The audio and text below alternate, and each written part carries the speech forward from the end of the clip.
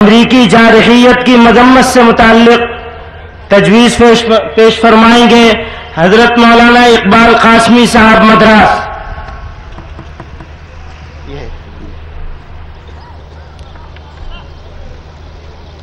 نحمدہ و نصلی علی رسولہ الکریم۔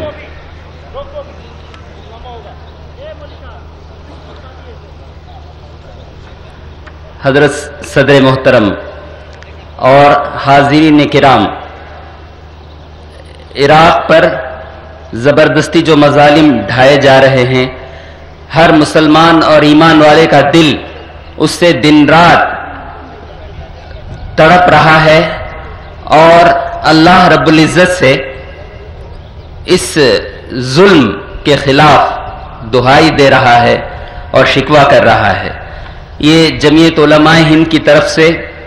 میں ایک تجویز آپ حضرات کے سامنے پیش کر رہا ہوں۔ عراق کے خلاف امریکی جارحیت کی مذمت سے متعلق تجویز۔ جمعیت علماء ہند کا یہ اجلاس عام عراق کے خلاف امریکہ اور اس کے حلیفوں کی جارحیت کی سخت مذمت کرتے ہوئے مسلم ملکوں کے غیر مؤثر کردار پر اظہار افسوس کرتا ہے۔ عراق کی طرف سے اقوام متحدہ کے زیر نگرانی اس کے اسلحہ معائنہ کاروں کو عام تباہی پھیلانے والے ہتھیاروں کی جانچ کے لیے آزادی فراہم کرنے کے باوجود امریکہ اپنے حلیفوں کے ساتھ عراق کے خلاف فوجی کارروائی کے لیے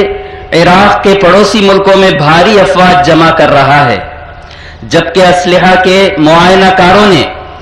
اپنی دوسری رپورٹ میں بھی یہ واضح کر دیا ہے کہ عراق میں عام تباہی پھیلانے والے ہتھیار کا کوئی سراغ نہیں ملا ہے۔ اس کے باوجود عراق کے خلاف فوجی کارروائی کا کوئی جواز نہیں ہے۔ امریکہ کی طرف سے فوجی کارروائی کے ارادے میں کوئی کمی نظر نہیں آ رہی ہے۔ مزید برآں عرب ملکوں کو مختلف ہتھ کنڈوں سے بالکل نہتہ اور مجبور محض بنا کر رکھ دیا گیا ہے، جس کی بنا پر آج ان کی آواز میں کسی بھی عرب یا مسلم ملک کی طرف سے امریکی جنگ کے خلاف مضبوط و مؤثر اظہار نہیں ہو رہا ہے،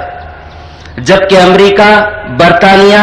آسٹریلیا سمیت دنیا کے دوسرے ملکوں میں عراق کے خلاف امریکی جنگ کی مخالفت میں اور امن کے حق میں بے شمار مقامات پر بڑے بڑے عوامی مظاہرے ہو چکے ہیں اور ہو رہے ہیں، لیکن امریکہ دنیا کے امن پسند عوام کے جذبے کو پامال کرتے ہوئے ہر حال میں جنگی اقدام پر تلا ہوا ہے۔ عراق میں جس عام تباہی پھیلانے والے ہتھیار کی ہونے کی بات کہی جا رہی ہے، اس کا کوئی ثبوت نہیں دیا جا سکا ہے، جبکہ اسرائیل کے پاس کیمیائی جراثیمی ہتھیار کا بھاری ذخیرہ ہے۔ اس لیے آج امریکہ عراق کو جس جارحیت اور تشدد کا نشانہ بنانے کی دھمکی دے رہا ہے اور اپنے عزائم کا اظہار کر رہا ہے، حق و انصاف کی نظر میں اس کا اصل مستحق اسرائیل ہے۔ اس لیے جمعیت علماء ہند کا یہ اجلاس عام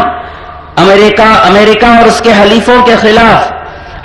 کے عراق کے خلاف جنگی اقدام کی سخت مذمت کرتے ہوئے